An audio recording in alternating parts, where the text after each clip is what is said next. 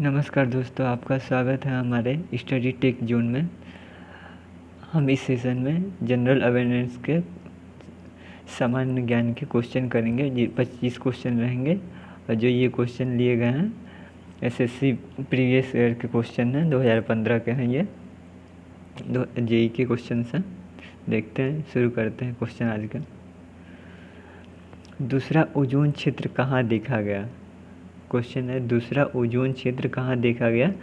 तो दूसरा ओजोन छिद्र जो है उत्तरी गोल कहाँ देखा गया था? उत्तरी गोलार्ध में देखा गया था दूसरा ओजोन छिद्र।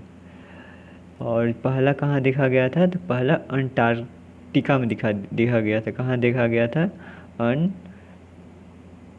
अंटार्कटिका। कहाँ देखा गया था? अंटार्कटिका में देखा गया था। पहला अंटार्कटिका में देखा गया था और दूसरा उत्तरी गोलार्ध में देखा गया था। सामान्यतः जो ओजोन छिद्र जो होता है ध्रुव पर ही होता है। फिर एक बार याद रखिए, पहला कहाँ देखा गया था? अंटार्कटिका में देखा गया था और दूसरा जो देखा गया उत्तरी गोलार्ध में देखा गया। और जो ओजोन परत होता है यह जो अल्ट्रावायलेट किरणें होती हैं, पराबैंगनी किरणें, उसको पृथ्वी पर आने से रोकता है। जो पराबैंगनी किरणें होती हैं वह मनुष्य के शरीर के लिए हानिकारक होती हैं। चलिए नेक्स्ट क्वेश्चन देखते हैं। ग्लूकोज का संचायक माध्यम क्या है? तो ग्लूकोज का संचायक माध्यम बताना है आपको। तो ग्लूकोज का संचायक माध्यम क्या होता है? ग्लाइकोजन होता है। क्या होता है? ग्लाइकोजन होता है। ग्लूकोज का संचायक माध्यम ग्लाइकोजन होता है। जो क्या होता है, ग्लूकोज की जो अतिरिक्त मात्रा होती है यकृत में क्या हो जाती है? एक ग्लाइकोजन में परिवर्तित कर दी जाती है। और जब फिर पुनः जो आवश्यकता होती है, ग्लूकोज की आवश्यकता होती है, तो यकृत में जो ग्लाइकोजन संचित रहता है उसको पूरा खंडित करके ग्लूकोज में परिवर्तित कर दिया जाता है। फिर एक बार इसको ध्यान सुनिए। जो ग्लूकोज होता है यकृत में ग्लाइकोजन के रूप में, रक्त में जब ग्लूकोज की मात्रा अधिक होती है, जो अधिक मात्रा होती है वो ग्लाइकोजन में परिवर्तित कर ली जाती है। यकृत में, लीवर में ग्लाइकोजन में परिवर्तित कर ली जाती है। और फिर जब पुनः ग्लूकोज की आवश्यकता होती है तो उस ग्लूकोज को पुनः ग्लूकोज के रूप में परिवर्तित कर लिया जाता है। इस प्रकार से जो रक्त में अधिक ग्लूकोज की मात्रा को कंट्रोल कर लिया जाता है। नेक्स्ट क्वेश्चन देखते हैं।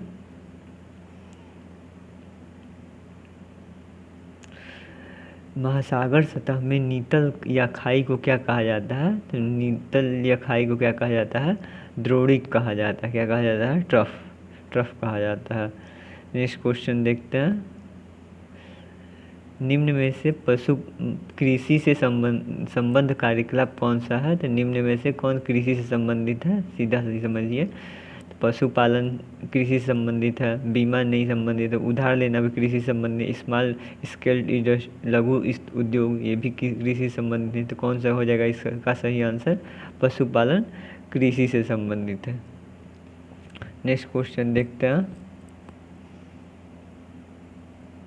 इसमें पूछ रहा है भारतीय संविधान क्या है? भारतीय संविधान का अनुच्छेद 23 और 24 किससे संबंधित है? तो भारतीय संविधान का 12 से 35 तक क्या है? हमारा मौलिक अधिकार है। 12 से 35 क्या है? मौलिक अधिकार है। और मौलिक अधिकारों की संख्या कितनी है? अभी वर्तमान में 6 है और जो प्रारंभिक जो मूल संविधान में था उसकी संख्या 7 थी। अब देखते हैं स्वतंत्रता का अधिकार किस में बताया गया है? तो स्वतंत्रता का अधिकार जो है यह अनुच्छेद 19 से 22 तक बताया गया है। शोषण के विरुद्ध अधिकार क्या किस में बताया गया है? 23 और 24 में बताया गया है। किस में बताया गया है? 23 और 24 में शोषण के विरुद्ध अधिकार बताया गया है। तो इसका सही आंसर क्या हो जाएगा? बी हो जाएगा। राइट टू एजुकेशन, शिक्षा का अधिकार किस में बताया गया है? यह 29 और 30 में बताया गया है। धर्म स्वतंत्रता का अधिकार किस में बताया गया है? यह 25 से 28 के बीच में बताया गया है। यहाँ पर थोड़ा सा और देखते हैं हम। शोषण के विरुद्ध 23 और 24 है। तो 23 में क्या बताया गया है? इसमें बताया गया है कि किसी व्यक्ति से आप ज़बरदस्ती किसी प्रकार का कोई भी कार्य नहीं करवा सकते हैं और व्यक्ति को खरीद पर व्यापार के रूप में खरीद बेच नहीं सकते हैं। 23 में बताया गया। और 24 में क्या बताया गया है कि बाल श्रम यह एक मतलब 14 साल से बच्चों से हम काम नहीं करा सकते हैं, बाल श्रम नहीं कराया जा सकता। संवैधानिक दृष्टिकोण से यह गलत है। नेक्स्ट देखते हैं, भारत का निर्वाचन आयोग क्या है? क्वेश्चन, भारत का निर्वाचन आयोग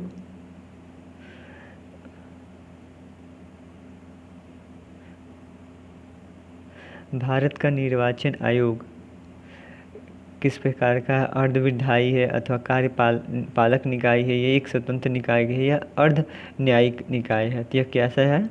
यह एक स्वतंत्र निकाय है। कैसा है यह? भारत का निर्वाचन आयोग एक स्वतंत्र निकाय है।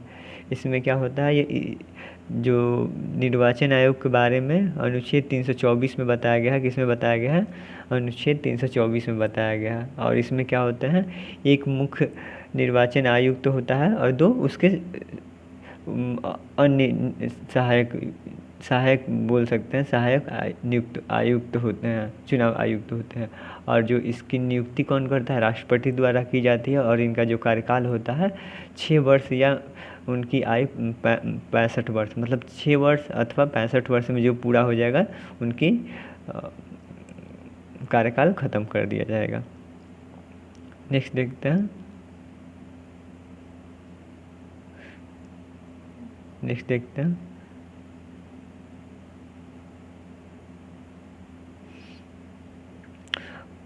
कोण थीटा की ढाल और आनत समतल पर रखा गया एक ब्लॉक एक समान गति से नीचे की ओर सरकता है। गति घर्षण गुणांक किसके बराबर होगा? तो गति घर्षण गुणांक इस स्थिति में एक आनत तल है, आनत तल का सा ऐसे करके है और यहाँ पर कोई पिंड रखा गया है, ये कोण 6 थीटा है। तो पूछ रहा है ऐसे है, ये पिंड है आपका कुछ इस प्रकार का है। तो इसमें पूछ रहा है कि जो घर्षण गुणांक होगा, गतिज घर्षण गुणांक, वो किसके बराबर होगा? तो गतिज घर्षण गुणांक tan थीटा के बराबर होगा। नेक्स्ट देखते हैं, विश्व में उगाया जाने वाला सर्वोत्तम प्रकार का कपास कौन सा है? तो यह कौन सा कपास है? दीर्घ रेशा कपास है। कौन सा कपास है? दीर्घ रेशा कपास है। और इसकी लंबाई लगभग अधिकतम कितनी होती है? 5 सेंटीमीटर होती है। कितनी होती है? 5 सेंटीमीटर होती है। नेक्स्ट देखते हैं, हुसैन बोल्ट किस रूप में प्रसिद्ध है? यह एक धावक के रूप में प्रसिद्ध है। तो क्या इसका सही आंसर क्या हो जाएगा? एक एथलीट है। इन्होंने लगभग 100 मीटर की जो रेस है इन्होंने कितने समय में पूरा किया था? 9.58 सेकेंड में पूरा किया था। कितने में? 9.58 सेकेंड में। और 200 मीटर की दूरी इन्होंने 19.98 कितना 90.98 में टाइम में इन्होंने पूरा किया था। नेक्स्ट देखते हैं, नेक्स्ट क्वेश्चन क्या बोलता है कि निम्नलिखित में से क्या है? निम्नलिखित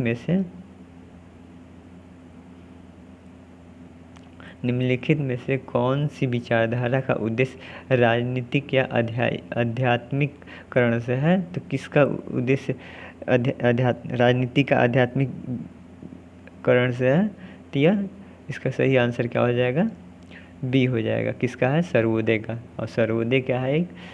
एक इंग्लिश बुक है जिसका नाम है अनटू द दिस लास्ट। क्या है? Unto the last. उसका हिंदी में अनुवाद गांधी जी द्वारा किया गया है और उसी का नाम क्या है? सर्वोदय है। नेक्स्ट देखते हैं,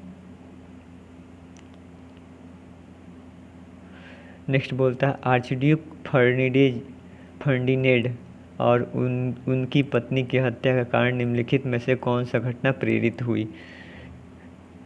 जो आर्चड्यूक फर्डिनेंड थे और उनकी पत्नी की हत्या के कारण निम्न में से कौन सी घटना को प्रेरित किया? तो इन्होंने प्रथम विश्व युद्ध को प्रेरित किया था। इनकी जो मृत्यु हुई थी इसके वजह से प्रथम विश्व युद्ध प्रेरित हुआ था।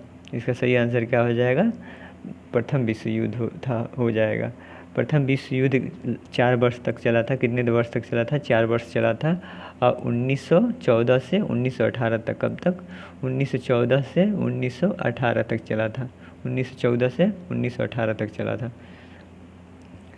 और इसका योगदान, इसका मतलब उसके बाद चीज़ें क्या हुई, बदलाव क्या हुआ, तो उसका सबसे बड़ा योगदान क्या हुआ? यूनाइटेड नेशन का स्थापना हुई। किसका स्थापना हुआ? यूएनओ का, यूनाइटेड नेशन की स्थापना हुई।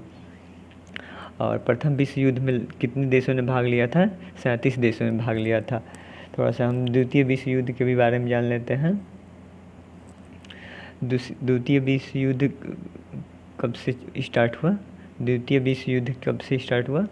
1939 से 1939 यह 6 वर्ष तक चला था। तो 1939 से 1945 हो जाएगा। कितने वर्ष चला था? 6 वर्ष चला था। इसमें लगभग 61 देशों ने भाग लिया था। कितने देशों ने? 61 देशों ने भाग लिया था। और इसका जो क्या बोलते हैं, इसका जो तत्कालिक जो कारण है, उसका तत्कालिक कारण यह था कि जर्मनी ने पोलैंड पर हमला कर दिया था। और इसका पहले का अगर कारण देखा जाए, पहले पूर्ववर्ती कारण देखा जाए, तो 1919 में अर्थात प्रथम विश्व युद्ध की समाप्ति के बाद एक वर्साई की संधि हुई थी। उसी संधि में वही इसका कारण बना था, द्वितीय विश्व युद्ध का। नेक्स्ट देखते हैं क्वेश्चन। नेक्स्ट क्वेश्चन बोलता है, उन ग्रीन हाउस गैसों में से कौन सी गैस शामिल है जिन्हें अन्यथा रेडियो एक्टिव के रूप में सक्रिय गैस कहा जाता है? तो इसका सही आंसर क्या हो जाएगा? ए सही हो जाएगा। अर्थात कार्बन डाइऑक्साइड भी है, मीथेन भी है और डाइनाइट्रोजन ऑक्साइड भी है, जिसको रेडियो एक्टिव सक्रिय गैस के रूप में भी कहा जाता है। नेक्स्ट देखते हैं, बेरोजगारी क्या है? प्रच्छन्न बेरोजगारी का अर्थ क्या है? तो प्रच्छन्न बेरोजगारी का अर्थ आप बताना है। इसका ऑप्शन दिया, स्वरोजगार के रूप में कार्य करना, अथवा उत्पादन कम होना, अथवा सीमांत शून्य उत्पादकता होना, अथवा पूरे दिन का कार्य न करना। तो इसका सही आंसर क्या हो जाएगा? थोड़ा सा इसके बारे में हम बताते हैं। प्रच्छन्न बेरोजगारी किसको कहते हैं? जब कोई कार्यशाला है अर्थात कंपनी है, कंपनी में एम्प्लॉय काम कर रहे हैं और उनमें से 5 एम्प्लॉय को अगर हटा दिया जाए तो भी कोई कार्य में फ़र्क न पड़े, तो वो 5 जो लोग हैं उनको प्रच्छन्न बेरोजगारी कहा जाएगा। अर्थात छिपी हुई बेरोजगार उनको बोला जाएगा। उस पर उनके रहने अथवा न रहने से जो कंपनी का है उसमें कोई बढ़ाव या घटाव नहीं होता, उसमें न घाटा होता है न फ़ायदा होता है। तो उस प्रकार के जो लोग हैं उनको प्रच्छन्न बेरोजगार बोला जाएगा। और इसमें होता क्या है कि उसको जो सीमांत उत्पादकता बोलते हैं। तो सीमांत उत्पादकता का मतलब ये होता है कि अगर हम किसी कंपनी में 100 पेन बनाए जा रहे हैं और कितने व्यक्ति रखे गए हैं? 20 व्यक्ति रखे गए हैं। तो प्रत्येक व्यक्ति कितना बना रहे हैं कलम? तो प्रत्येक व्यक्ति लगभग 5 कलम बना रहे हैं। तो 5 कलम क्या हो जाएगा? सीमांत उत्पादकता कितनी हो जाएगी? 5 हो जाएगा। अगर हम कंपनी में 25 भी रख रहे हैं तभी भी हमारी सीमांत जो टोटल बनता है 100 ही बनता है। अब 20 भी रखते हैं तब भी 100 ही बनता है। अर्थात जो 5 लोग हैं उनकी सीमांत उत्पादकता कितनी हुई? 0 हुई। वो 5 लोग एक तरह से देखा जाए तो एक तरह से वो कोई कार्य नहीं कर रहे, उनकी सीमांत उत्पादकता क्या हो जाएगी? मार्जिनल प्रोडक्टिविटी कितनी हो जाएगी? 0 हो जाएगी। तो इसका सही आंसर क्या हो जाएगा? सही आंसर सीमांत उत्पादकता 0 होती है। नेक्स्ट क्वेश्चन देखते हैं। नेक्स्ट क्वेश्चन बोलता है, उस सहकारी समिति का नाम क्या है जो उचित दर पर गृह निर्माण ऋण सुविधा प्रदान करती है? तो उसका क्या नाम है? आवास सहकारी समिति। क्या नाम है उसका? आवास सहकारी समिति। नेक्स्ट क्वेश्चन देखते हैं। नेक्स्ट क्वेश्चन पूछता है आपसे, किण्वन के दौरान ग्लाइकोलिसिस के परिणाम स्वरूप किसका नेट लाभ होता है? तो किसका नेट लाभ होता है? 2 ATP का लाभ होता है। एक्चुअल में 2 एटीपी का यूज करके 4 एटीपी का निर्माण होता है। अगर पूछता कि कितने एटीपी का निर्माण होता है तो 4 एटीपी का निर्माण होता है, और नेट लाभ कितना होता है तो 2 एटीपी का लाभ होता है। तो यहाँ पे क्या आ जाएगा, अगर पूछ देता कितने एटीपी का लाभ हो, कितने एटीपी का निर्माण होता है तो 4 एटीपी का निर्माण होता है। लेकिन यहाँ पूछा कितना है, क्या पूछा है कि कितने एटीपी का लाभ होता है, तो इसका सही आंसर क्या हो जाएगा, सी हो जाएगा। नेक्स्ट क्वेश्चन देखते हैं हम। नेक्स्ट क्वेश्चन पूछता है भारतीय प्रीमियम लीग का 8वां संस्करण किस आईपीएल टीम में जीता है। तो इसको उस समय किसने जीता था, मुंबई इंडियंस ने जीता था। किसने जीता था, मुंबई इंडियंस ने। लेकिन यह क्वेश्चन ये पहले का है, करंट अफेयर से क्वेश्चन आया है। तो इस समय का हम अनुसार अगर जोड़ के देखें तो अगर पूछ दे कि आईपीएल 2020 कहाँ हो रहा है, कहाँ मेजबानी कौन देश कर रहा है, तो इसका क्या हो जाएगा, यूएई हो जाएगा। अगर पूछ दे कि ये आईपीएल का स्पॉन्सरशिप कौन कर रहा है, तो कौन कर रहा है, ड्रीम 11 कर रहा है। कौन कर रहा है, ड्रीम 11। कौन कर रहा है, ड्रीम DREM 11 कर रहा है। कौन कर रहा है, ड्रीम 11 कर रहा है। चलिए नेक्स्ट क्वेश्चन देखते हैं। क्वेश्चन नंबर 67 देखते हैं। क्वेश्चन नंबर 67 में क्या पूछ रहा है, स्वपरागण में क्या हानि होती है। तो स्वपरागण में हानि जानने के लिए थोड़ा सा हम जान लेते हैं स्वपरागण किसे बोलते हैं। तो स्वपरागण किसे बोलते हैं पहले समझ लेते हैं। जब किसी पुष्प के परागकण, क्या, किसी पुष्प के परागकण किसी पुष्प से अन्य पुष्प से वर्तिकाग्र में से पर पहुँचते हैं तो उसको परागण बोला जाता है। क्या बोला जाता है, परागण बोला जाता है। फिर एक बार सुनिए, जब किसी पुष्प के परागकण किसी पुष्प के अन्य पुष्प के या उसी पुष्प के वर्तिकाग्र में पहुंचते हैं तो उसको परागण बोला जाता है। एक तरह से बोले जाए, एक तरह से ये समझते हैं, जो परागकण होता है पुरुष होता है और वर्तिकाग्र जो होता है वो फीमेल होता है। तो दोनों जब एक जगह पहुंचते हैं तो इसको ही परागण बोलते हैं। हाँ, अब स्वपरागण समझते हैं। तो स्वपरागण का मतलब होता है जब किसी पुष्प का परागकण, क्या, किसी पुष्प का परागकण उसी पुष्प के पराग वर्तिकाग्र से अथवा उसी पौधे के किसी अन्य पुष्प से वर्तिकाग्र तक पहुंचता है तो उसको स्वपरागण बोलते हैं। स्वपरागण से हानियाँ क्या होती है, तो स्वपरागण से हानियाँ होती है कि बीज की संख्या घट जाती है, अथवा जो बीज के भार हल्के हो जाते हैं, अथवा बीज के आकार छोटे हो जाते हैं, या फिर उस बीज से अगर नया पौधा तैयार किया जाए तो वो कमज़ोर होते हैं। उसमें ये भी होता है कि वो जो बीज होते हैं जल्दी पकते नहीं हैं। तब देखते हैं आंसर में हमारा क्या दिया हुआ है, बीजों की संख्या कम हो जाती है, बिल्कुल कम होती है। परागकणों की कोई बराबरी नहीं होती है, ये कुछ नहीं है। क्रिया विधि बहुत सरल होती है, ऐसा ये भी नहीं है। हानि की पूछा है हमसे, परागण कारक की कोई निर्भरता नहीं होती है, इससे भी कोई नहीं है। तो इसका सही आंसर क्या हो जाएगा, बीजों की संख्या कम हो जाती है, बीजों का भार कम हो जाता है। पौधे जो उस बीज से जो पौधे निर्मित होंगे उनको वो कमज़ोर पौधे होंगे। नेक्स्ट क्वेश्चन देखते हैं, रूट हेयर प्रोडक्ट क्या है।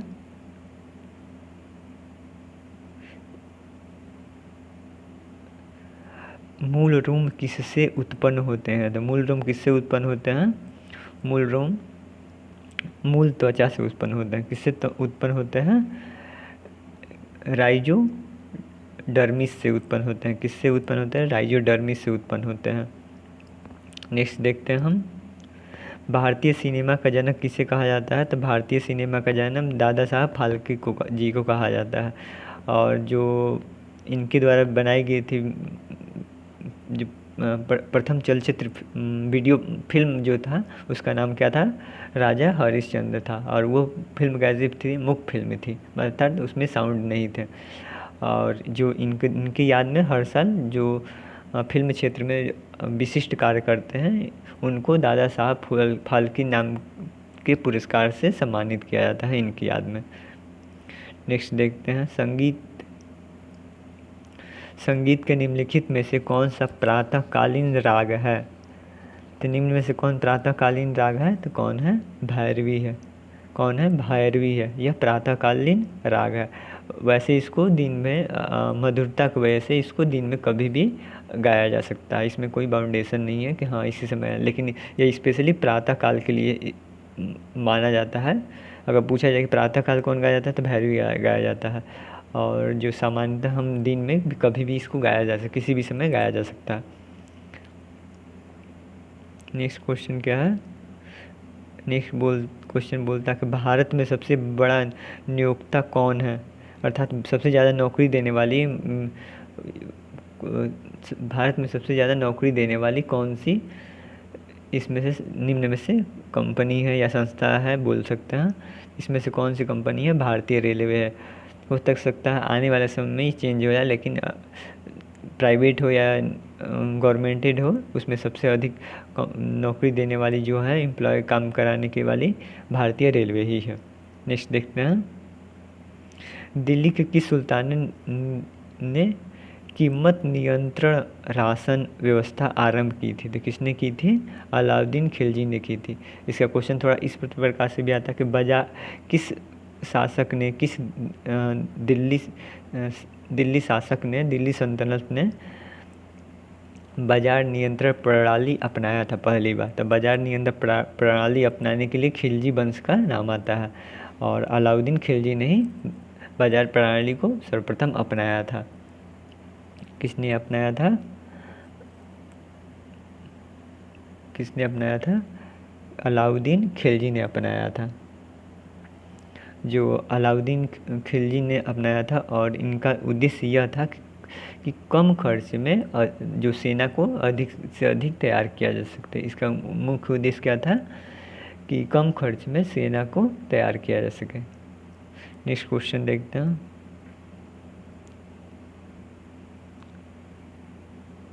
पूछता है कि एक कार के छत के एक कार है, उसमें प्लम्ब लटका दिया गया है, बाब लटका रहा है। यदि कार ए त्वरण से इधर को बढ़ रही है, चाल से चल रही है, तो ऊर्ध्व डोरी है द्वारा कितना का कोण बनाया जाएगा? तो ये वो पूछ रहा है कि ये कोण जो इधर चलती है तो यहाँ पर आ जाएगा ये जो कोण बनेगा, ये कितने डिग्री का कोण बनेगा? तो इसका सही आंसर क्या हो जाएगा? tan A/G हो जाएगा। tan इनवर्स A/G हो जाएगा। तो सही आंसर इसका क्या हो जाएगा? सही आंसर इसका बी हो जाएगा। क्या हो जाएगा? सही आंसर बी हो जाएगा इसका। नेक्स्ट क्वेश्चन देखते हैं। नेक्स्ट क्वेश्चन पूछता है कि सुश्री फ्लोरेंस नाइटिंगेल, क्या है? नाइटिंगेल। सुश्री फ्लोरेंस नाइटिंगेल किस युद्ध से संबंधित हैं? तो यह किस युद्ध से संबंधित है? क्रीमियन युद्ध से संबंधित है। ये इनको क्या लेडी विथ लैम्प के नाम से भी जाना जाता है। जब चिकित्सक होते थे लोग, तो ये जब चिकित्सक लोग चले जाते थे, तो ये क्या करती थी? रात के अंधेरे में एक लैंप के लिए साथ आती थी, और जो भी मरीज़ थे उनकी देखभाल किया करती थी। तो इस वजह से इनको नाम लेडी विद लैंप भी रख दिया गया था, नाम से भी जाना जाता है, प्रसिद्ध है ये। और ये जो क्रीमियन युद्ध कब हुआ था? यह 1854 में हुआ था। 1854 में हुआ था। कब हुआ था? 1854 में। कब हुआ था? 1854 में। और 1854 में ही भारत का पहला डाक टिकट जारी किया गया था। कब किया गया था? 1854 में भारत का पहला डाक टिकट जारी किया गया था। किसके समय में जारी किया गया था? डलहौजी के समय में 1854 में भारत का पहला डाक टिकट जारी किया गया था। देखते हैं। नेक्स्ट क्वेश्चन है, यह कंप्यूटर से क्वेश्चन है, रिलेटेड क्वेश्चन है। IKE क्या है? IKE का तात्पर्य क्या है? इस IKE का तात्पर्य क्या होता है? इंटरनेट की एक्सचेंज। क्या होता है? इंटरनेट की एक्सचेंज। इंटरनेट की एक्सचेंज, इसका पहला आंसर सही हो जाएगा। चलिए आज के लिए बस इतना ही क्वेश्चन है, फिर अगले दिन आपको मिलते हैं। अगर वीडियो आपको अच्छा लगा तो लाइक कीजिए, हमारे चैनल को सब्सक्राइब कीजिए, और आपका दिन शुभ हो। धन्यवाद।